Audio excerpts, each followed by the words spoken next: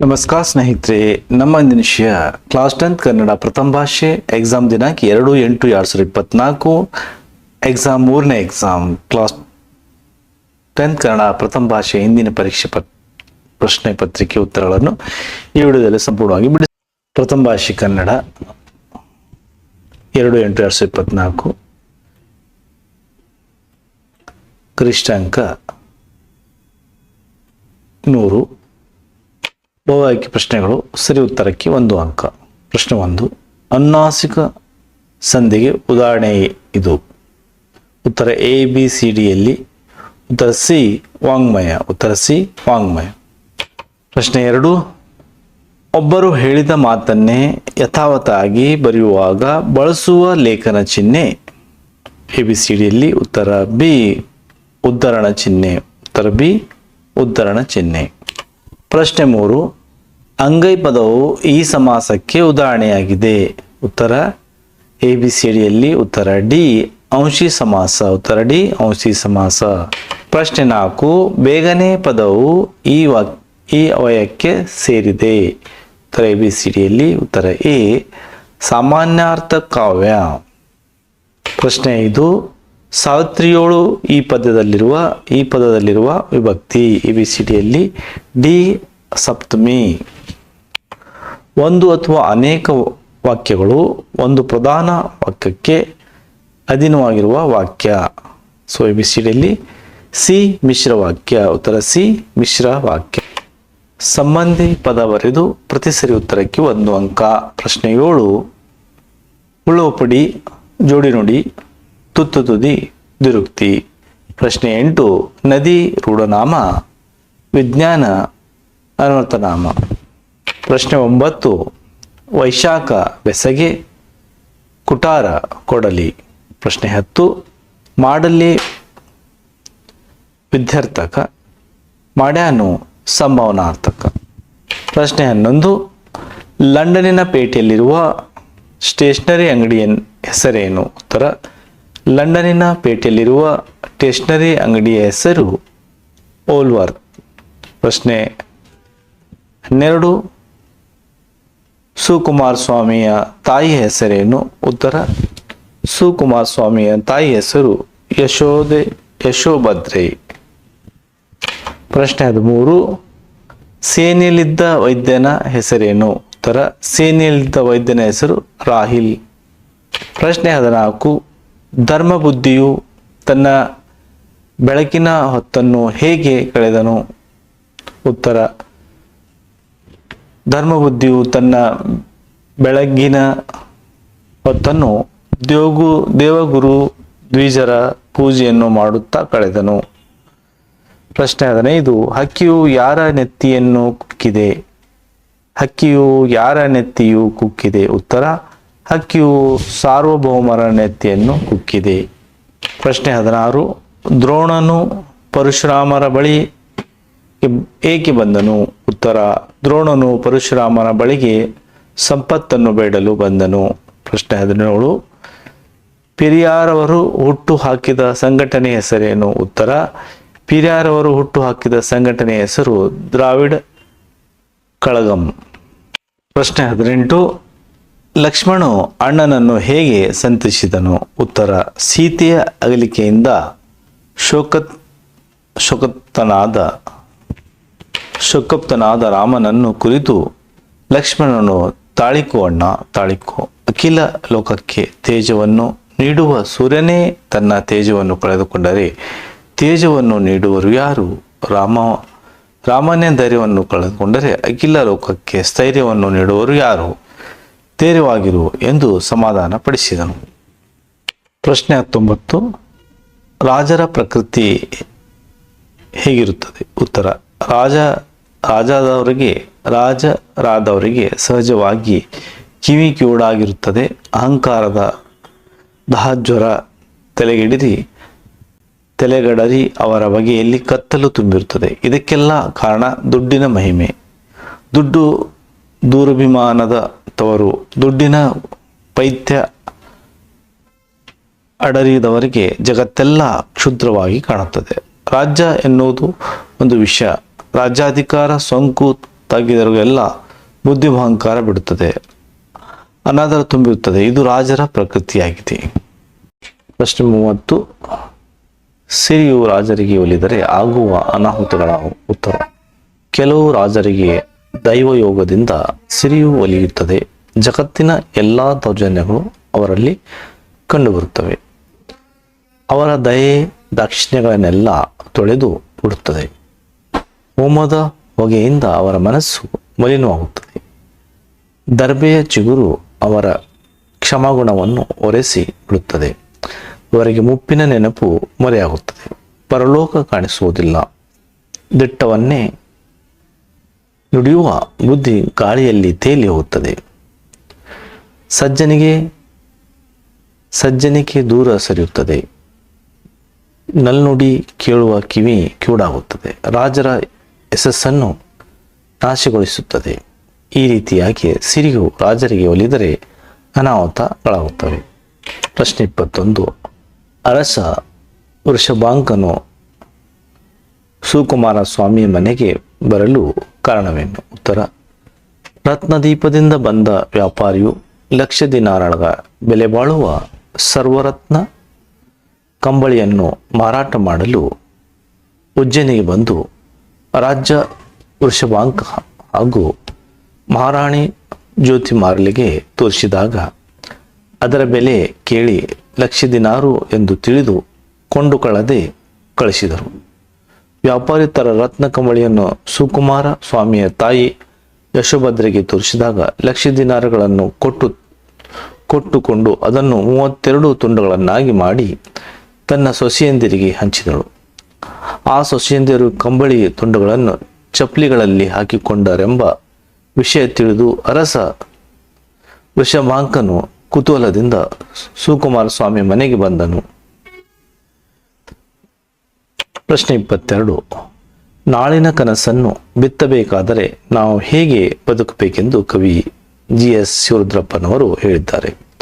ಉತ್ತರ: ಜಗತ್ತಿನಲ್ಲಿರುವ ಹಿಂದೂ, ಮುಸ್ಲಿಂ, ಜೈನ್, ಬೌದ್ಧ, ಕ್ರೈಸ್ತ ಮೊದಲಾದ ಎಲ್ಲ ಮತಗಳು ಮತ್ತು ಧರ್ಮ ಗ್ರಂಥಗಳು ಮನುಷ್ಯನ ಜೀವನಕ್ಕೆ ದಾರಿ ತೋರುವ ಮಾರ್ಗದರ್ಶಕಗಳು ಎಂದು ತಿಳಿಯಬೇಕು. ಎಲ್ಲ ಧರ್ಮದವರು ಸಾಮರಸ್ಯದಿಂದ ಬದುಕಬೇಕು. ಭಯ ಸಂಶಯಗಳಿಂದ ಮುಸ್ಕಾದ ಕಣ್ಣುಗಳಿಗೆ ಶಾಂತಿ, ಸಮೃದ್ಧಿ, ಧರ್ಮ, ಸಾಮರಸ್ಯದ ಮಂತ್ರವನ್ನು ಪಠಿಸಬೇಕು. ಉಜ್ವಲ ಭವಿಷ್ಯ ರೂಪಿಸುವ ಕನಸು ಕಾಣುತ್ತಾ ನಾವು ಬದುಕಬೇಕೆಂಬ GS ಶಿವರುದ್ರಪ್ಪನವರ ಅಭಿಪ್ರಾಯವಾಗಿದೆ. ಪ್ರಶ್ನೆ 23. ದ್ರುಪದನು ದ್ರೋಣರಿಗೆ ಗರ್ವದಿಂದ ಹೇಳಿದ ಮಾತುಗಳಾವು? ಉತ್ತರ: ಸಭಾಮಂಟಪವನ್ನು ಪ್ರವೇಶಿಸಿ ದ್ರುಪದವನ್ನು ಕುರಿತು ನಾನು ಯಾರೆಂಬುದು ತಿಳಿದಿಲ್ಲವೇ ಎಂದು ಪ್ರಶ್ನಿಸಿದಾಗ ದ್ರುಪದನು ಗರ್ವದಿಂದ ನಿನ್ನನ್ನು ನಾನು ತಿಳಿಯೇನು, ನನ್ನನ್ನು ನೀನು ಎಲ್ಲಿ ಕಂಡಿದ್ದೀಯಾ? ರಾಜನಿಗೆ ಮತ್ತು ಬ್ರಾಹ್ಮಣನಿಗೆ ಎಲ್ಲಿಯೇ ಗೆಳೆತನ? ಮನುಷ್ಯರು ಇಷ್ಟೊಂದು ನಾಚಿಕೆ ಇಲ್ಲದವರಾಗಿರುತ್ತಾರೆ ಎಂದು ದ್ರೋಣರಿಗೆ ತುಂಬ ಮರ್ಮಾಗತವಾಗುವಂತೆ ಹೀಯಾಳಿಸಿ ನುಡಿದನು. ಪ್ರಶ್ನೆ 24. ಅಂದವಾದ ಬರವಣಿಗೆಯ ಬಗ್ಗೆ ಗಾಂಧೀಜಿಯವರ ಅಭಿಪ್ರಾಯವನ್ನು ತಿಳಿಸಿ. ಉತ್ತರ: ಗಾಂಧೀಜಿಯವರಿಗೆ ಅಂದವಾದ ಅಕ್ಷರ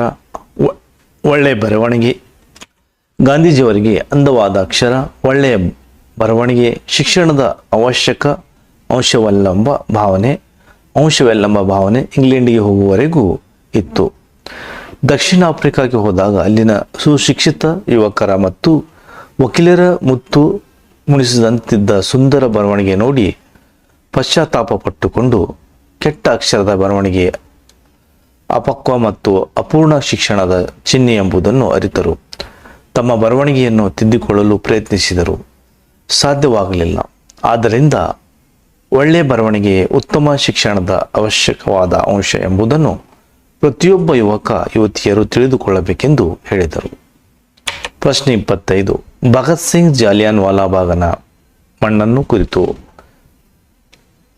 ತನ್ನ ಸೋದರರಿಗೆ ಏನೆಂದು ಹೇಳುತ್ತಾನೆ? ಉತ್ತರ: ಭಗತ್ ಸಿಂಗ್ ಜಾಲಿಯನ್ ವಾಲಾಬಾಗ್ ಮಣ್ಣಿನ ಕುರಿತು ತನ್ನ ತಂಗಿಗೆ ಇದು ಬಹಳ ಪೂಜ್ಯನೀಯವಾದ ಮಣ್ಣು. ಜಲಿಯನ್ ವಾಲಾಬಾಗ್ ಹತ್ಯಾಕಾಂಡದಲ್ಲಿ ಹುತಾತ್ಮರಾದವರು ರಕ್ತದಿಂದ ಮತ್ತು ಮಣ್ಣು ಒದ್ದೆಯಾಗಿದೆ ಎಂದು ಹೇಳುತ್ತಾನೆ. ನಂತರ ಪವಿತ್ರವಾದ ಮಣ್ಣಿನ ಡಬ್ಬವನ್ನು ಮನೆಯ ಸ್ವಚ್ಛ ಜಾಗದಲ್ಲಿರಿಸಿ ಹೂಗಳನ್ನು ಇರಿಸಿ ನಮಸ್ಕರಿಸಿ ಪೂಜಿಸತೊಡಗಿದನು. ಪ್ರಶ್ನೆ 26. ವಸಂತ ಮುಖ ತೋರಲಿಲ್ಲ ಕವನದಲ್ಲಿ ಪ್ರಕೃತಿಯ ಸಂಭ್ರಮ ಹೇಗೆ ವ್ಯಕ್ತವಾಗಿದೆ? ಉತ್ತರ: ಒಡೆಯನ ಅಂಗಳದಲ್ಲಿದ್ದ ಮಾವಿನ ಮರಗಳು ಕೈತುಂಬಿ ನಿಂತಿವೆ. ಆಕಾಶದಲ್ಲಿ ಹಕ್ಕಿಗಳು ರೆಕ್ಕೆ ಬಿಚ್ಚಿ ಸ್ವಚ್ಛಂದವಾಗಿ ಹಾರಾಡುತ್ತಿವೆ. ಕೋಗಿಲೆಗಳು ಮನದುಂಬಿ ಹಾಡುತ್ತಿವೆ. ಕಡಲು ಹಕ್ಕಿ ಉರಿಯುತ್ತಿದೆ. ವಸಂತನ ಆಗಮನದ ಹಿನ್ನೆಲೆಯಲ್ಲಿ ಎಳೆಯೂ ಸಂಭ್ರಮಿಸುತ್ತಿದೆ. ಹೀಗೆ ವಸಂತ ಮುಖ ತೋರಲಿಲ್ಲ ಕವನದಲ್ಲಿ ಪ್ರಕೃತಿಯ ಸಂಭ್ರಮವಾಗಿದೆ. ಪ್ರಶ್ನೆ 27. ಆಗ ಕರ್ಪೂರಕ್ಕೆ ಕಾದಾಡಿದ ಮನಸ್ಸುಗಳು ಇಂದು ಮರಗಲು ಕಾರಣವೇನು? ಉತ್ತರ: ಈಗ ಹಬ್ಬ ಅಂದರೆ ಖರೀದಿ, ಬಟ್ಟೆಗಳು ಬೇಕು, ಮನೆಗೆ ಫ್ರಿಜ್, ಹೊಸ ಟಿವಿ, ವಾಹನ, ಹೀಗೆ ಒಂದಿಲ್ಲ ಒಂದು ವಸ್ತುಗಳು ಬೇಕು. ಹಬ್ಬ ಎಂದರೆ ಮಾರುಕಟ್ಟೆ, ಜನಸಂದಣಿ, ಹಣದ ಖರ್ಚು, ಬಟ್ಟೆ, ಪಟಾಕಿ, ಅಲಂಕಾರಿಕ ವಸ್ತುಗಳು ನಮ್ಮ ಮನಸ್ಸನ್ನು ಸೆಳೆಯುತ್ತವೆ. ಸರಳ ಬದುಕು ಆದರ್ಶವಾಗಿದ್ದ ನೆಲದಲ್ಲಿ ಆಡಂಬರ, ರಂಗು ನಾಟಕಿಯಂತೆ ಸೇರಿಕೊಂಡ ಬದುಕು ಲಗಾಮಿಲ್ಲದ ಓಟ ಕಿತ್ತಿದೆ. ಸಂಪ್ರದಾಯದ ದೇವರ ನಂಬಿಕೆಗಳಿಗಿಂತ ಹಬ್ಬಗಳು ಖರೀದಿಯ ಸವಾಲು ಒಡ್ಡಿ ಮನೆಗಳನ್ನು ಕಾಣುತ್ತಿವೆ. ಆಚರಣೆ ಶ್ರದ್ಧೆ ಮರೆಯಾಗಿ ಖರೀದಿ ವಿಭ್ರಂಜಿಸಿದೆ. ರಾತ್ರಿ ಹಗಲಾಯಿಸುವ ವಿದ್ಯುತ್ ದೀಪಾಲಂಕಾರದಲ್ಲಿ ಪರದೇಶಿ ಚೈನಾ ಬಲ್ಬ್ ಮೆರೆದಿದೆ. ಹೀಗಾಗಿ ಆಗ ಕರ್ಪೂರಕ್ಕೆ ಕಾದಾಡಿದ ಮನಸ್ಸುಗಳು ಇಂದು ಮರುಗುವೆ. ಕವಿಗಳ ಸಾಹಿತ್ಯ ಜನ್ಮ ಕೃತಿಗಳು ಬರೆದು ಪ್ರಶಸ್ತಿ ಕುರಿತು ವಾಕ್ಯ ರೂಪದಲ್ಲಿ ಬರೆಯುವುದು. ಪ್ರಶ್ನೆ 28. ಪೂತಿ ನರಸಿಂಹಾಚಾರ ಕವಿಗಳ ಪರಿಚಯ. ಕನ್ನಡ ನವೋದಯ ಪ್ರಮುಖ ಕವಿಗಳಲ್ಲಿ ಒಬ್ಬರಾದ ಪೂತಿನ ಕಾವ್ಯನಾಮದಿಂದ ಪ್ರಸಿದ್ಧರಾಗಿರುವ ಪುರೋಹಿತ್ ತಿರುನಾರಾಯಣ ಯಂಗಾರ್ಯ ನರಸಿಂಹಾಚಾರ ಇವರು 1905 ಮಂಡ್ಯ ಜಿಲ್ಲೆಯ ಮೇಲುಕೋಟೆಯಲ್ಲಿ ಜನಿಸಿದರು. ಅಹಲ್ಯ, ಗೋಕುಲು, ನಿರ್ಗಮನ, ಶಬರಿ, ವಿಕಟಕವಿ ವಿಜಯ, ಹಂಸದಮಯಂತಿ ಇವರ ಇತರ ರೂಪಕಗಳು. ಹಣತೆ, ರಸ ಸರಸ್ವತಿ, ಗಣೇಶ ದರ್ಶನ, ಶಾರದಾ ದಯಾಮಿನಿ, ಶ್ರೀ ಹರಿಶ್ಚರಿತೆ, ರಥಸಪ್ತಮಿ ಇವರ ಪ್ರಮುಖ ಕೃತಿಗಳಾಗಿವೆ. ಶ್ರೀಯುತರ ಹಂಸದಮಯಂತಿ ಮತ್ತು ಇತರ ರೂಪಗಳು ಕೃತಿಗೆ ಕೇಂದ್ರ ಸಾಹಿತ್ಯ ಅಕಾಡೆಮಿ ಪ್ರಶಸ್ತಿ, ಶ್ರೀ ಹರಿಶ್ಚರಿತೆ ಕಾವ್ಯಕ್ಕೆ ಪಂಪ ಪ್ರಶಸ್ತಿ ಲಭಿಸಿದೆ. ಮೈಸೂರು ವಿಶ್ವವಿದ್ಯಾಲಯದಲ್ಲಿ ಗೌರವ ಡಿ.ಲಿಟ್ ಪದವಿ ನೀಡಿ ಗೌರವಿಸಿದೆ. ಪ್ರಶ್ನೆ 19. ರನ್ನ ಕವಿಗಳ ಪರಿಚಯ. ಕನ್ನಡದ ಕವಿ ರತ್ನತ್ರರಲ್ಲಿ ಒಬ್ಬನಾದ ರನ್ನ ಮಹಾಕವಿ ಸುಮಾರು 10ನೇ ಶತಮಾನ ಅಂದರೆ 949 ಸುಮಾರು 10ನೇ ಶತಮಾನದಲ್ಲಿ ಬಾಗಲಕೋಟೆಯ ಜಿಲ್ಲೆಯ ಮುಧೋಳಲು ಈಗಿನ ಮುಧೋಳ ಎಂಬ ಗ್ರಾಮದಲ್ಲಿ ಜನಿಸಿದನು. ಈತನ ತಂದೆ ಜಿನವಲ್ಲಭ, ತಾಯಿ ಅಬ್ಬಲಬ್ಬೆ. ಚಲುಕ್ಯರ ದೊರೆಯಾದ ತೈಲಪ್ಪನ ಆಸ್ಥಾನದಲ್ಲಿದ್ದನು. ಇವನು ಸಾಹಸ, ಭೀಮ ವಿಜಯಂ, ಗದಾಯುದ್ಧ, ಅಜಿತ ತೀರ್ಥಂಕರ, ಪುರಾಣಾಂತಿಲಂಕಂ, ಪರಶುರಾಮ ಚರಿತಂ, ಚಕ್ರೇಶ್ವರಂ ಚರಿತಂ ಎಂಬ ಕಾವ್ಯಗಳನ್ನು ಬರೆದಿದ್ದ. ರನ್ನ ಕಂದ ಎಂಬ ನಿಂಗುಟನ ಬರೆದಿರುವುದಾಗಿ ತಿಳಿದು ಬರುತ್ತದೆ. ಈತನಿಗೆ ತೈಲಪನು ಕವಿಚಕ್ರವರ್ತಿ ಎಂಬ ಬಿರುದನ್ನು ನೀಡಿ ಗೌರವಿಸಿದ್ದಾನೆ. ಪ್ರಸ್ತಾರ ಹಾಕಿ ಗಣ ವಿಭಾಗಿಸಿ ಛಂದಸ್ಸನ್ನು ಅಲಂಕರಿಸಿ. ಪ್ರಶ್ನೆ 30. ಆ ರವಂ ನಿರ್ಜಿತಕಂ ವರಂ ನಿರಸ ಘನರವಂ ಕೋ. ಇಲ್ಲಿ ಲಘುಗುರು ಹಾಕಲಾಗಿದೆ. ವಿದ್ಯಾರ್ಥಿಗಳ ನೋಡಿ ಬರೆದು 20 ಮಾತ್ರೆಗಳು. ಇದು ಮಾತ್ರ ಗಣಾಧಾರಿತ ಕಂದ ಪದ್ಯ ಲಕ್ಷಣವಾಗಿದೆ. ಅಲಂಕಾರ ಹೆಸರಿಸಿ ಲಕ್ಷಣ ಬರೆದು ಸಮನ್ವಯ ಬರೆಯಿತು. ಪ್ರಶ್ನೆ 31. ಮಗುವಿನ ಪ್ರಮುಖ ಚಂದ್ರನಂತೆ ಮನೋಹರಕವಾಗಿದೆ. ಮನೋಹರಕವಾಗಿದೆ. ಅಲಂಕಾರದ ಹೆಸರು ಉಪಮಾ ಅಲಂಕಾರ. ಈ ಲಕ್ಷಣ ಎರಡು ವಸ್ತುಗಳಿಂದ ಪರಸ್ಪರವಾಗಿರುವ ಹೋಲಿಕೆಯನ್ನು ಹೇಳುವುದೇ ಉಪಮಾ ಅಲಂಕಾರ. ಸಮನ್ವಯ. ಉಪಮೆ ಮಗುವಿನ ಮುಖ, ಉಪಮಾನ ಚಂದ್ರ, ಉಪಮಾವಾಚಕ ಅಂತೆ. ಸಮಾನ ಧರ್ಮ ಮನೋಹರವಾಗಿರುವುದು. ಇಲ್ಲಿ ಉಪಮೆಯಾದ ಮಗುವಿನ ಮುಖವನ್ನು ಉಪಮಾವಾದ ಚಂದ್ರನಿಗೆ ಹೋಲಿಸಲಾಗಿದೆ. ಅಂತೆ ಎಂಬ ಉಪಮಾವಾಚಕ ಪದವಿದ್ದು ಮನೋಹರವಾಗಿರುವುದು ಎಂಬ ಸಮಾನ ಧರ್ಮ ಇರುವುದರಿಂದ ಇದು ಉಪಮಾಲಂಕಾರ ಪೂರ್ಣೋಪಮಾಲಂಕಾರದ ಲಕ್ಷ್ಯವಾಗಿದೆ. ಗಾದೆಯನ್ನು ವಿಸ್ತರಿಸಿ ಬರೆಯುವುದು. ಗಾದೆಯನ್ನು ಇನ್ನೊಂದು ವಿಡಿಯೋದಲ್ಲಿ ಸಂಪೂರ್ಣವಾಗಿ ಮಾಡಲಾಗಿದೆ. ತಾಳಿದವನು ಬಾಳೆಯನ್ನು ಅಥವಾ ಹಾಸಿಗೆ ಇದ್ದಷ್ಟು ಕಾಲು ಚಾಚು. ಸಂದರ್ಭವನ್ನು ಸಾಹಸದೊಂದಿಗೆ ಬರೆಯುವುದು. ಪ್ರಶ್ನೆ 33. ಇಲ್ಲಿಂದ ಸಂದರ್ಭಗಳು, ಪ್ರಶ್ನೆಗಳು. 10 10 10 10 10 ಹಣ. ಉತ್ತರ ಆಯ್ಕೆ. ಪ್ರಸ್ತುತ ವಾಕ್ಯವನ್ನು ವಿಕ್ರಿ ಗೋಕಾಕ್ ಅವರು ರಚಿಸಿರುವ ಸಮುದ್ರಾಚೆಯಿಂದ ಪ್ರವಾಸ ಕಥನದಿಂದ ಆಯ್ದ ಲಂಡನ್ ನಗರ ಎಂಬ ಗದ್ಯಪಾಠದಿಂದ ಆರಿಸಿಕೊಳ್ಳಲಾಗಿದೆ. ಸಂದರ್ಭ ಲೇಖಕರು ತಮ್ಮ ಲಂಡನ್ ನಗರದ ಪ್ರವಾಸವಾದ ಅನುಭವಗಳನ್ನು ದಾಖಲಿಸುತ್ತಾ ಲಂಡನ್ನಿನ ಬೀದಿಯಲ್ಲಿ ಲಕ್ಷಾನುಲಕ್ಷ ಜನರು ಅವಸರದಿಂದ ಓಡುತ್ತಾರೆ. ವಿದೇಶಗಳಲ್ಲಿ ಜನರು ಸಮಯವನ್ನು ವ್ಯರ್ಥ ಮಾಡದೆ ಅದರ ಸದ್ವಿನಿಯೋಗ ಮಾಡಿಕೊಳ್ಳುತ್ತಾರೆ, ದುಡಿದು ಹಣ ಗಳಿಸುತ್ತಾರೆ. ಇದು ಅಕ್ಷರಶಃ ವಿಲಾಯತಿಯಲ್ಲಿ ನಿಜವಾಗಿದೆ ಎಂದು ಹೇಳುವ ಸಂದರ್ಭದಲ್ಲಿ ಲೇಖಕರು ಈ ಮಾತನ್ನು ಹೇಳುವರು. ಸ್ವಾರಸ್ಯ. ಲಂಡನ್ ವಾಣಿಜ್ಯ ನಗರವಾಗಿದ್ದು ಹಣ ಸಂಪಾದನೆಯ ಮುಖ್ಯ ಗುರಿಯಾಗಿದೆ. ಇಲ್ಲಿ ಹಣದಷ್ಟೇ ಪ್ರಾಶಸ್ತ್ಯವನ್ನು ಸಮಯಕ್ಕೆ ನೀಡುತ್ತಾರೆ. ಸಮಯ ಬಹಳ ಅಮೂಲ್ಯವಾದದ್ದು. ದೇಶಗಳಲ್ಲಿ ಜನರು ಸಮಯವನ್ನು ವ್ಯರ್ಥ ಮಾಡದೆ ಕಾರ್ಯಪ್ರವೃತ್ತಿಯರಾಗಿರುವುದು ಇಲ್ಲಿ ಸ್ವಾರಸ್ಯಕರವಾಗಿ ಮೂಡಿಬಂದಿದೆ. ಪ್ರಶ್ನೆ 34. ದಯವಿಟ್ಟು ಬಾಗಿಲು ತೆರೆಯಿರಿ, ದಯವಿಟ್ಟು ಬಾಗಿಲು ತೆಗೆಯಿರಿ, ನಾನು ಗಾಯಗೊಂಡಿದ್ದೇನೆ. ಸಂದರ್ಭ. ಉತ್ತರ ಪ್ರಸ್ತುತ ವಾಕ್ಯವನ್ನು ಸಾರಾ ಅಬೂಬಕರ್ ಅವರು ಬರೆದಿರುವ ಚಪ್ಪಲಿಗಳು ಕಥಾ ಸಂಕಲನದಿಂದ ಆಯ್ದ ಯುದ್ಧ ಎಂಬ ಗದ್ಯಪಾಠದಿಂದ ಆರಿಸಿಕೊಳ್ಳಲಾಗಿದೆ. ಇಲ್ಲಿ ಸಂದರ್ಭದ ಸಾರಾಂಶ ನೋಡೋಣ. ವೈದ್ಯ ಸೈನಿಕನಾದ ರಾಯಲನು ದಯನೀಯ ಸ್ಥಿತಿಯ ಹೊರಗಾದರೂ ಯಾರಲ್ಲಾದರೂ ಬೇಡಿ ಜೀವ ಉಳಿಸಿಕೊಳ್ಳುವ ಹಂಬಲ ರಕ್ಷಣೆ ಪಡೆಯುವ ಸಂದರ್ಭದಲ್ಲಿ ದೇಶ, ಭಾಷೆ, ಧರ್ಮವನ್ನು ಲೆಕ್ಕಿಸದೆ ಸಹಾಯ ಮಾಡುವುದು ಇಲ್ಲಿ ಸ್ವಾರಸ್ಯಕರವಾಗಿ ಮೂಡಿಬಂದಿದೆ. ಪ್ರಶ್ನೆ 35. ಸಂದರ್ಭ ವೃಕ್ಷಂ ಸಾಕ್ಷಿಯೆಂದು ಮುನ್ನಂ ಪೇದಿರುಂ ಕೇದುರುವಿಲಂ.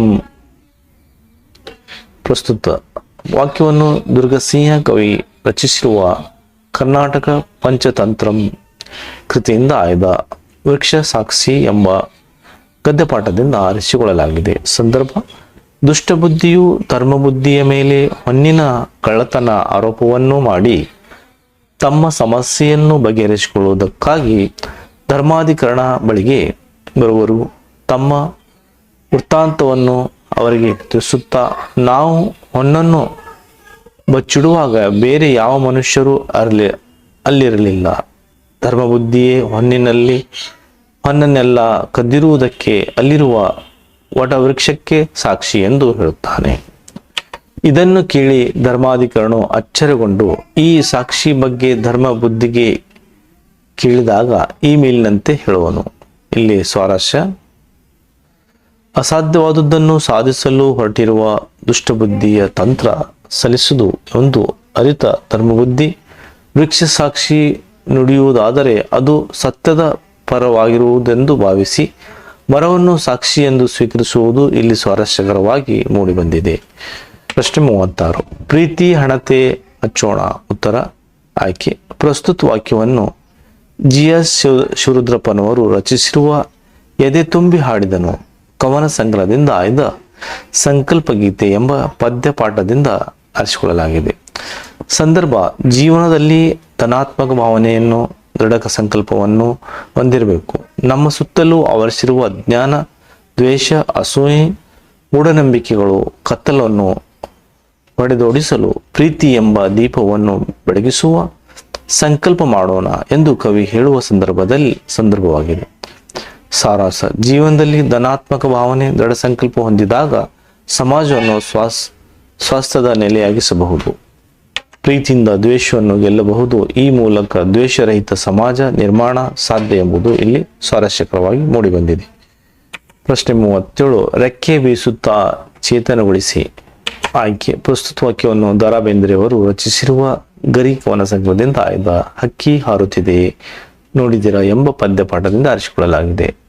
ಸಂದರ್ಭ: ಕವಿ ಬೇಂದ್ರೆಯವರು ಕಾಲದ ಗತಿಯನ್ನು ಹಾರುವ ಹಕ್ಕಿಯೊಂದಿಗೆ ಸಮೀಕರಿಸಿ ಕಾಲಪಕ್ಷಿಯು ಯುಗಯುಗಗಳ ಆಗು ಹೋಗುಗಳನ್ನು ಹಿಂದಕ್ಕೆ ತಳ್ಳುತ್ತಾ ಹೊಸ ಮನ್ವಂತರಗಳ ಪರಿವರ್ತನೆಗೆ ಪ್ರಗತಿಗೆ ಕಾರಣವಾಗಿದೆ. ಅದು ತನ್ನ ಹಗಲು ರಾತ್ರಿಗಳೆಂಬ ರೆಕ್ಕೆಗಳನ್ನು ಬೀಸುತ್ತಾ ಭೂಮಿಯ ಮೇಲಿನ ಜೀವರಾಶಿಗಳಿಗೆ ಚೈತನ್ಯ ನೀಡಿ ಮುಂದಿನ ಜನಾಂಗದ ಮಕ್ಕಳನ್ನು ಹರಿಸಿ ಉತ್ತಮ ಭವಿಷ್ಯಕ್ಕೆ ಶುಭ ಹಾರೈಸುತ್ತಾ ಎಂದು ಕವಿ ಹೇಳುವ ಸಂದರ್ಭವಾಗಿದೆ. ಇಲ್ಲಿ ಸಾರಾಂಶ: ಪರಿವರ್ತನೆ ಜಗದ ನಿಯಮ ಎಂಬಂತೆ ಈಗ ಯುಗಗಳು ಕಳೆದರೂ ಮುಂದಿನ ಪೀಳಿಗೆಗೆ ಚೈತನ್ಯವನ್ನು ತುಂಬಿ ಉತ್ತಮ ಭವಿಷ್ಯಕ್ಕೆ ಕಾಲ್ಪಕ್ಷಿಯು ಶುಭವನ್ನು ಹಾರೈಸುತ್ತಿರುವುದು ಇಲ್ಲಿ ಸ್ವಾರಸ್ಯಕರವಾಗಿ ಮೂಡಿಬಂದಿದೆ. ಪ್ರಶ್ನೆ 38, ಒಳಗಿನ ಮಂದಿ ಗುಂಡು ಪಡೆದರೋ ಮುಂಗಾರಿ ಸಿಡಿದಂಗ.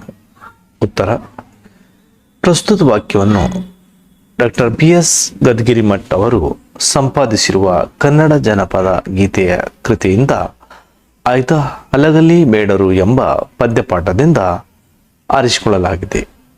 ಸಂದರ್ಭ: ವ್ಯಾಪಾರಕ್ಕಾಗಿ ಭಾರತಕ್ಕೆ ಬಂದ ಬ್ರಿಟಿಷರು 1857ರ ಪ್ರಥಮ ಸ್ವಾತಂತ್ರ್ಯ ಸಂಗ್ರಾಮದ ನಂತರ ನಿಶಸ್ತ್ರೀಕರಣ ಕಾಯ್ದೆಯನ್ನು ಜಾರಿಗೆ ತಂದರು. ಈ ಕಾಯ್ದೆಯನ್ನು ವಿರೋಧಿಸಿ ಹಲಗಲಿ ಬೇಡರು ಕುಂಪಣಿ ಸರ್ಕಾರದ ವಿರುದ್ಧ ದಂಗೆ ಎದ್ದು ಕಾರ್ಕೂನ ಕಪಾಳಕ್ಕೆ ಬಡಿದರು. ಈ ವಿಷಯಕ್ಕೆ ಸಾಹೇಬನಿಗೆ ಮುಟ್ಟಿ ಅವನನ್ನು ಕೋಪಗೊಂಡು ಅಶ್ವದಳ ಸೈನ್ಯಕ್ಕೆ ಹಲಗಲಿಯ ಮೇಲೆ ದಾಳಿ ಮಾಡಲು ಹುಕುಮನ್ನು ಕೊಡುವನು. ಆಗ ಅಶ್ವದಳ ಸೈನ್ಯ ಹಲಗಲಿಯ ಮೇಲೆ ದಾಳಿ ಮಾಡಿತು. ಒಳಗಡೆ ಇದ್ದ ಹಲಗಲಿಯ ಬೇಡರು ಮುಂಗಾರಿನ ಸಿಡಿಯುವ ಹಾಗೆ ಬ್ರಿಟಿಷರ ಸೈನ್ಯದ ಮೇಲೆ ಗುಂಡನ್ನು ಹಾರಿಸಿದರು ಎಂದು ಹೇಳುವ ಸಂದರ್ಭದಲ್ಲಿ ಲವಣಿಕಾರ ಈ ಮಾತನ್ನು ಹೇಳಿದ್ದಾರೆ. ಇಲ್ಲಿ ಸಂದರ್ಭದ ಸ್ವಾರಸ್ಯವನ್ನು ನೋಡೋಣ. ಸ್ವಾತಂತ್ರ್ಯ ಪ್ರಿಯರಾಗಿದ್ದ ಹಲಗಲಿ ಬೇಡರು ಶಕ್ತಿಶಾಲಿಯಾದ ಸೇನೆಯೊಂದಿಗೆ ಬ್ರಿಟಿಷರು ದಾಳಿ ಮಾಡಿದರು. ಎದೆಗುಂದದೆ ಅವರನ್ನು ಧೈರ್ಯ ಹಾಗೂ ಸ್ವಾಭಿಮಾನದಿಂದ ಎದುರಿಸಿ ಅವರ ದಬ್ಬಾಳಿಕೆ ದೌರ್ಜನ್ಯವನ್ನು ಮೆಟ್ಟಿ ನಿಲ್ಲಲು ಪ್ರಯತ್ನಿಸುವ ಗುಣ ಸ್ವಾರಸ್ಯಕರವಾಗಿ ಮೂಡಿಬಂದಿದೆ. ಪದ್ಯಭಾಗವನ್ನು ಪೂರ್ಣಗೊಳಿಸುವುದು: ಹಸುರಾಗಸ. ಈ ಪದ್ಯವನ್ನು ಪೂರ್ಣಗೊಳಿಸು ಅಥವಾ ಹೊಸ ಹೂವಿನ ಉಸಿರು ಪದ್ಯವನ್ನು ಪದ್ಯವನ್ನು ಪೂರ್ಣಗೊಳಿಸಲಾಗಿದೆ. ಹಸುರಾಗ ಹಸುರು ಮುಗಿಲು, ಹಸುರು ಗದ್ದೆಯ ಬಯಲು, ಹಸುರಿನ ಮಲೆ, ಹಸುರು ಕಣಿವೆ, ಹಸುರು ಸಂಜೆಯ ಬಿಸಿಲು, ಹೊಸ ಹೂವಿನ ಕಂಪು ಹಸುರು, ಎಲ್ಲರಿನ ತಂಪು ಹಸುರು, ಹಕ್ಕಿಯ ಕೊರಲಿಂಪು ಹಸುರು, ಹಸುರೆಳೆಯ ಉಸಿರು.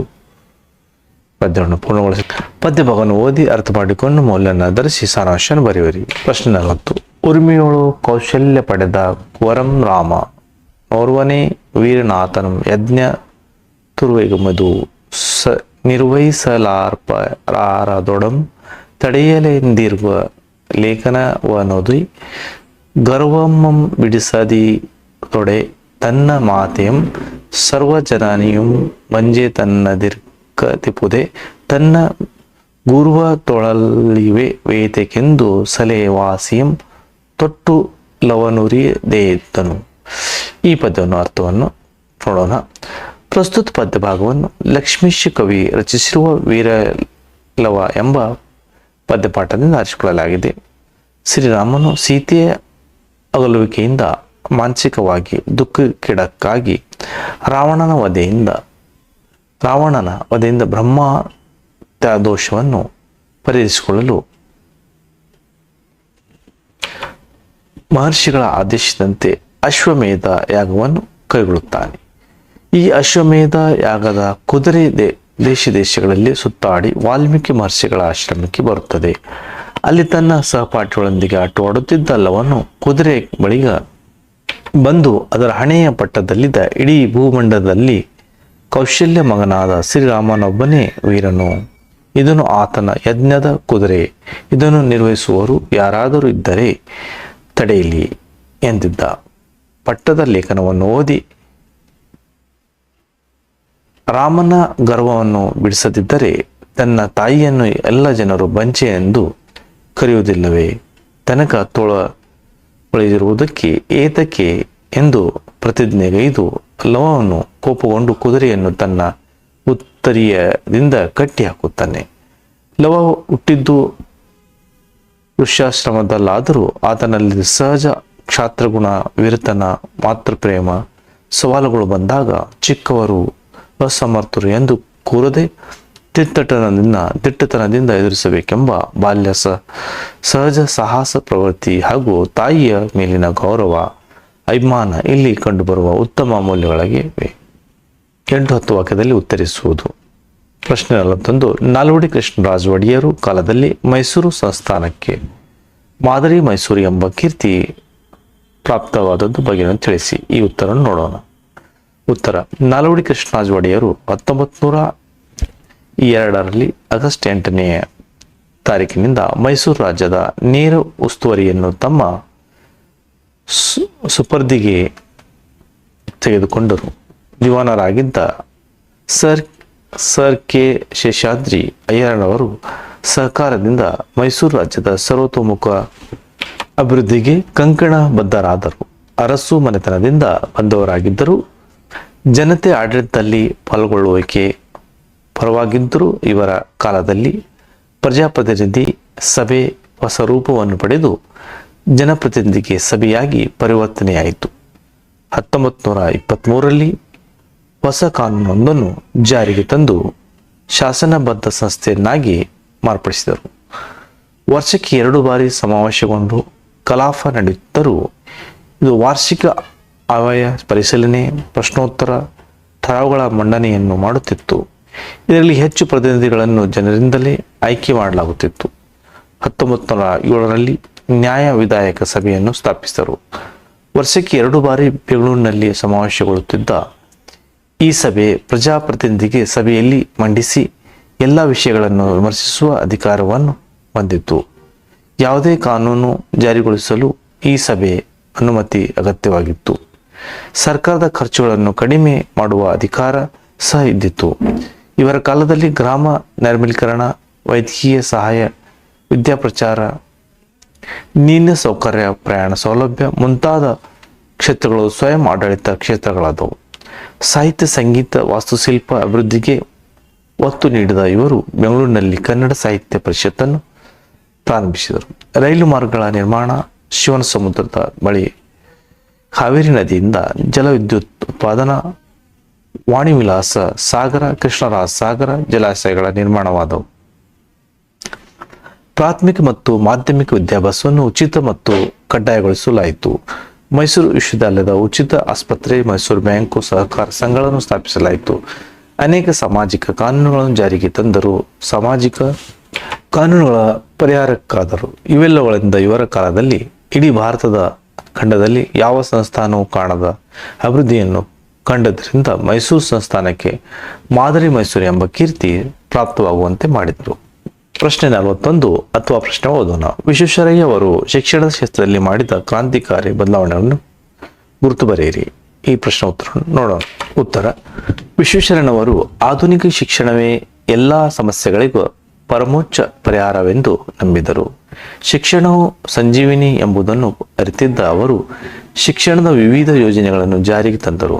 ಮದ್ರಾಸ್ ವಿಶ್ವವಿದ್ಯಾಲಯದಲ್ಲಿ ನಿಯಂತ್ರಣಕ್ಕೆ ಒಳಪಟ್ಟಿದ್ದ ಪ್ರೌಢ ಶಿಕ್ಷಣ ಶಾಲೆಗಳನ್ನು ಬದಲಿಸಿ ಸಂಸ್ಥಾನವೇ ಪ್ರತ್ಯೇಕವಾದ ಪ್ರೌಢ ಶಿಕ್ಷಣದ ಅಂತಿಮ ಪರೀಕ್ಷೆ ನಡೆಸುವ ಯೋಜನೆಯನ್ನು ಆರ್ಥಿಕ ಪರಿಸ್ಥಿತಿಯಲ್ಲಿ ಮೂಲ ರೂಪುಗೊಳಿಸಿದರು.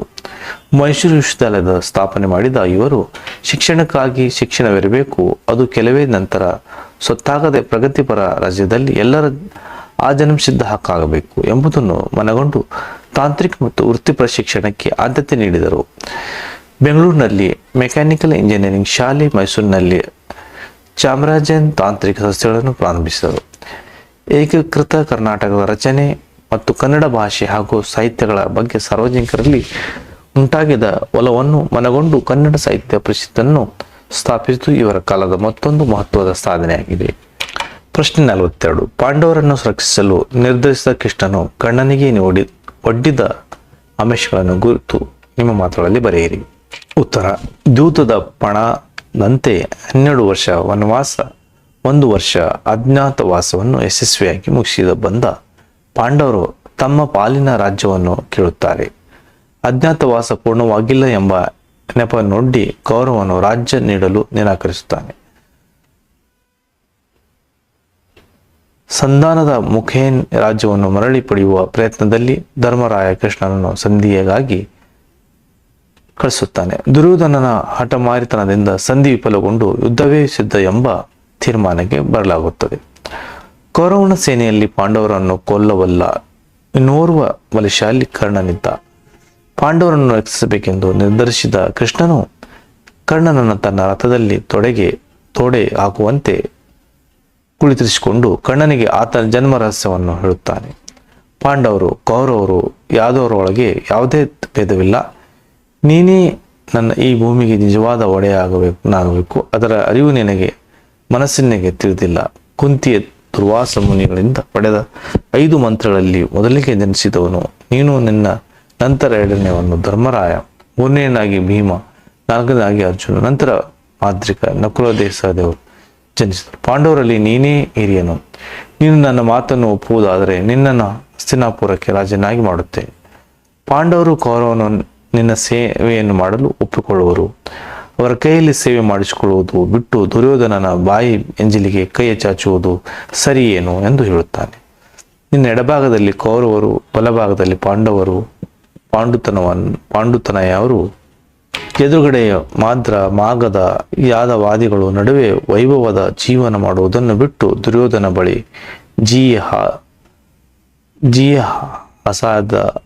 ಅಸಾಧವೆಂದು ಕೇಳುವುದು ಕಷ್ಟವಾಗುವುದಿಲ್ಲವೇ ಎಂದು ಕೃಷ್ಣನು ಕರ್ಣನಿಗೆ ಆಮಿಷಗಳನ್ನು ಒಡ್ಡುವನು. 42. ಅಥವಾ ಪ್ರಶ್ನೆ: ಪಾಂಡವರನ್ನು ತನ್ನ ಸೋದರರೆಂದು ತಿಳಿದಾಗ ಕರ್ಣನ ಮನಸ್ಥಿತಿಯನ್ನು ಕವಿ ಕುಮಾರವ್ಯಾಸ ಹೇಗೆ ಚಿತ್ರಿಸಿದ್ದಾರೆ? ಅಥವಾ ಪ್ರಶ್ನೆಗೆ ಉತ್ತರ: ಜೀವನದಲ್ಲಿ ಪರಸ್ಪರ ಹೊಂದಾಣಿಕೆ ಮತ್ತು ಸಾಮರಸ್ಯದ ಬದುಕು ಅಪೇಕ್ಷಣೀಯ. ಅದು ಸಾಧ್ಯವಾಗದೆ ಮತ್ಸರ, ಛಲ ಪ್ರಧಾನವಾದರೆ ಸಂಘರ್ಷ ಅನಿವಾರ್ಯ ಎನಿಸುತ್ತದೆ. ಒಬ್ಬರನ್ನೊಬ್ಬರು ನಾಶ ಮಾಡುವವರೆಗೂ ಅದು ಬೀಳುತ್ತದೆ. ಶತ್ರುವಿನೊಂದಿಗೆ ಸಮರಕ್ಕಿಳಿದು ಕಾದಾಡುವ ಮುನ್ನ ಶತ್ರುಬಲದ ವಿವಿಧ ಆಯಾಮಗಳನ್ನು ಶಮನಗೊಳಿಸಿದಾಗ ಗೆಲುವು ಸಾಧ್ಯ ಎಂಬುದು ರಾಜತಂತ್ರ ಧರ್ಮ. ಪಾಂಡವರ ಪರವಿದ್ದುದರಿಂದ ಶ್ರೀಕೃಷ್ಣ ಕೌರವರ ಪಕ್ಷದ ವೀರ ಕರ್ಣನಿಂದ ತನ್ನವರಿಗೆ ಆತನಿಂದ ಅಪಾಯವಾಗದಂತೆ ಮಾಡಲು ಜನ್ಮ ರಹಸ್ಯವನ್ನು ಹೇಳುತ್ತಾನೆ. ಪಾಂಡವರು ತನ್ನ ಸೋದರರು ಎಂಬ ತಿಳಿದಾಗ ಕರ್ಣನ ಮನಸ್ಸಿನಲ್ಲಿ ನೋವು ಸಂಕಟವಾಗುತ್ತದೆ. ಗಂಟಲಿನ ನರಗಳು ಬಿಗುತ್ತವೆ, ಕಣ್ಣಿನಲ್ಲಿ ನೀರು ಸುರಿಯುತ್ತದೆ. ಅವನು ಬಹಳವಾಗಿ ನೊಂದುಕೊಂಡು ಕೌರವೇಂದ್ರನಿಗೆ ಕೇಡಾಯಿತು ಎಂದುಕೊಳ್ಳುತ್ತಾನೆ. ಹರಿಯ ವೈರತ್ವ ಬಗೆದೊರೆದೆ ಸುಡುವುದು. ತನ್ನ ಜನ್ಮ ರಹಸ್ಯವನ್ನು ಕೇಳಿ ಕೃಷ್ಣನು ಕೌರವೇಂದ್ರನನ್ನು ಕೊಂದನು ಎನ್ನುವನು. ಕರ್ಣನು ಏನು ಮಾತನಾಡದೆ ಸುಮ್ಮನಿದ್ದಾಗ ಕೃಷ್ಣನು ನಿನಗೆ ಕೌರವರ ಪಾಂಡವರ ಕೈಯಲ್ಲಿ ಸೇವೆ ಮಾಡಿಸಿಕೊಳ್ಳಲು ಇಷ್ಟವಿಲ್ಲದೆ ಎಂದು ಕೇಳಿದಾಗ ಕರ್ಣನು ಕೃಷ್ಣನಿಗೆ ಈ ಭೂಮಿಯ ಸಿರಿಗೆ ಸೋಲುವನ್ನಲ್ಲ, ಕೌರವರು ಪಾಂಡವರಿಂದ ಸೇವೆ ಮಾಡಿಕೊಳ್ಳಲು ಇಷ್ಟವಿಲ್ಲ. ನನ್ನ ಕಾಪಾಡಿದ ಒಡೆಯನಿಗೆ ವೈರಿಗಳ ತಲೆಯನ್ನು ಕತ್ತರಿಸಿ ತಂದೊಪ್ಪಿಸುವ ಆದೇಶದಲ್ಲಿದ್ದ ಸಂದರ್ಭದಲ್ಲಿ ನನ್ನ ಜನ್ಮರಹಸ್ಯ ತಿಳಿಸಿ. ದುರ್ಯೋಧನನ್ನು ಕೊಂದೆ ನೀನು ಎಂದು ಹೇಳುವವನು ನನಗೆ ವೀರ ಯೋಧನಾದ ದುರ್ಯೋಧನನ್ನೇ ಒಡೆಯ. ಆತನ ವೈರಿಗಳೇ ನನ್ನ ವೈರಿಗಳು, ಆತನ ಹೊಗಳಿಕೆಯೇ ನನ್ನ ಹೊಗಳಿಕೆ. ನಾಳೆ ನಡೆಯುವ ಸಮರದಲ್ಲಿ ಪಾಂಡವರಲ್ಲಿ ನನ್ನ ಭುಜಬಲ ಪರಾಕ್ರಮವನ್ನು ತೋರಿಸಿ ಮೃತ್ಯುದೇವತೆಗೆ ಔತಣಕೂಟವನ್ನು ಏರ್ಪಡಿಸುತ್ತೇನೆ. ಕೌರವನ ಋಣ ತೀರಿಸುವ ಸಲುವಾಗಿ ನನ್ನ ಪ್ರಾಣವನ್ನು ನೀಡುತ್ತೇನೆ. ಆದರೆ ನಿನ್ನವರಾದ ಪಾಂಡವರಿಗೆ ಯಾವುದೇ ತೊಂದರೆಯಾಗದಂತೆ ಮಾಡುತ್ತೇನೆ ಎಂದು ಕರ್ಣ ಕೃಷ್ಣನಿಗೆ ಹೇಳುತ್ತಾನೆ. ಇಲ್ಲಿ ಸ್ವಾಮಿನಿಷ್ಠೆಗೆ ಬದ್ಧನಾದ ಕರ್ಣನ ಸಂಕಟ, ನೋವು, ಪ್ರಲೋಭವನ್ನೇ ಒಳಗಾಗದೆ ಅಸಹಾಯಕನಾದ ಕರ್ಣನ ಸ್ಥಿತಿಯನ್ನು ಬಹುಹೃದಯ ವಿದ್ರಾಕವಾಗುವಂತೆ ಕವಿ ಕುಮಾರವ್ಯಾಸ್ ಚಿತ್ರಿಸಿದ್ದಾನೆ. ಸಾಮಾನ್ಯವಾಗಿ ತನ್ನ ಜನ್ಮರಹಸ್ಯವನ್ನು ತಿಳಿದಾಗ ಆಗುವ ಸಂತೋಷ ಕರ್ಣನಿಗೆ ಆಗಲಿಲ್ಲ. ಸ್ವಾಮಿ ನಿಷ್ಠೆಗೆ ಬದ್ಧನಾದ ಕರ್ಣ ಪ್ರಲೋಭವನ್ನೇ ಒಳಗಾದ ಅಸಹಾಯಕನಾದ ಸ್ಥಿತಿಯು ನೋವು ಸಂಕಟದಿಂದ ಬಳಲುವ ಕರ್ಣನ ವ್ಯಕ್ತಿತ್ವ ಹಿರಿಮೆ ಗರಿಮೆ ಇಲ್ಲಿ ವ್ಯಕ್ತಗೊಂಡಿದೆ. ಪದ್ಯವಾಗನು ಓದಿಕೊಂಡು ಪ್ರಶ್ನೆ ಉತ್ತರಿಸಿ. ಗದ್ಯಭಾಗವನ್ನು ಓದಿಕೊಂಡು ಪ್ರಶ್ನೆ ಉತ್ತರಿಸಿ. 2 ಅಂಕಗಳು. ಶ್ರೀರಂಗಪಟ್ಟಣದಿಂದ 3 ಕಿಲೋಮೀಟರ್ ದೂರದಲ್ಲಿ ರಂಗನದಿಟ್ಟು ಪಕ್ಷಿಧಾಮ ಇದೆ. ಕಾವೇರಿ ನದಿ ಕವಲಾಗಿ ಅಲ್ಲಲ್ಲಿ ದ್ವೀಪಗಳು ಏರ್ಪಟ್ಟಿವೆ. ದೇವರಾಜ್, ರಂಗನತಿಟ್ಟು, ಗೆಂಡೆ ಹೊಸಹಳ್ಳಿ ಎಂಬ ಮುಖ್ಯ ನಡುಗಡ್ಡೆಗಳು. ಇವುಗಳಲ್ಲಿ ರಂಗನತಿಟ್ಟು ವಿಸ್ತಾರವಾಗಿದೆ, ಸುಪ್ರಸಿದ್ಧವಾಗಿದೆ. ರಂಗನತಿಟ್ಟು ಪಕ್ಷಿಗಳಿಗೆ ಉತ್ತಮ ಪರಿಸರವನ್ನು ಒದಗಿಸುತ್ತದೆ.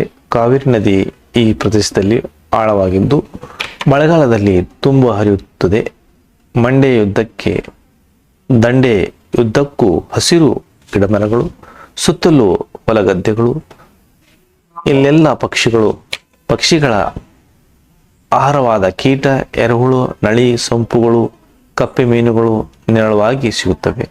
ನದಿ ಆಳವಾಗಿರುವ ಕಾರಣ ಜನಸಂಚಾರವು ವಿರಳವಾಗಿರುವುದರಿಂದ ಪಕ್ಷಿಗಳಿಗೆ ನೈಸರ್ಗಿಕ ರಕ್ಷಣೆಯಿಂದ ಆದ್ದರಿಂದ ಅವು ಸಾವಿರಾರು ಸಂಖ್ಯೆಯಲ್ಲಿ ಇಲ್ಲಿ ನೀರುತ್ತವೆ.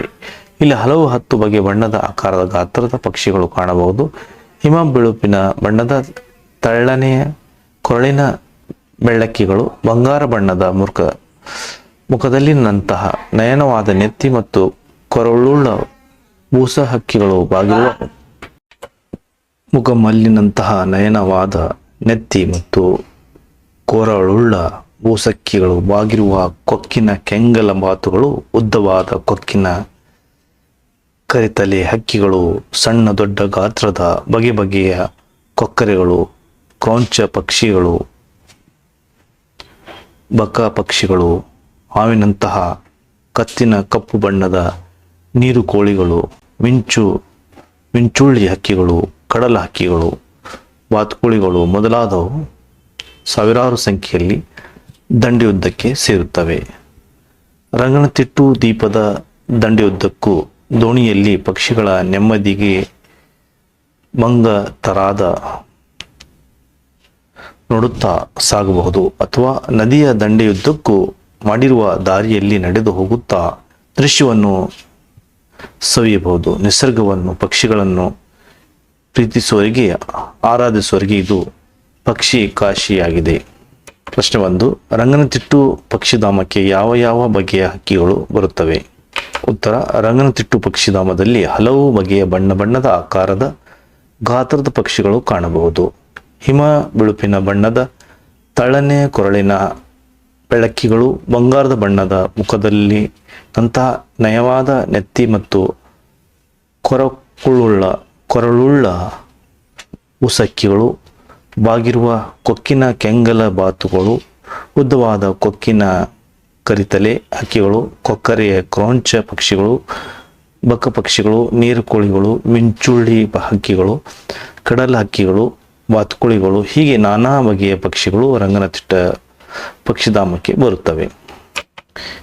ಪ್ರಶ್ನೆ: ರಂಗನತಿಟ್ಟು ಪಕ್ಷಿಗಳನ್ನು ಆಕರ್ಷಿಸಲು ಕಾರಣವೇನು?